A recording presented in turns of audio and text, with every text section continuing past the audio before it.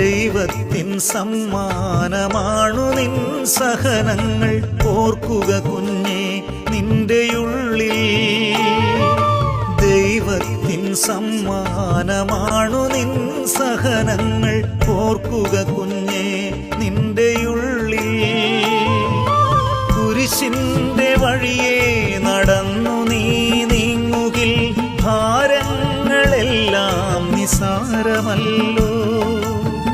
പീഡകളേറ്റവൻ കുരിശിൽ മരിച്ചവൻ മൂന്നാം നാളുത്ഥിതനായെന്നോർത്തിടേണം.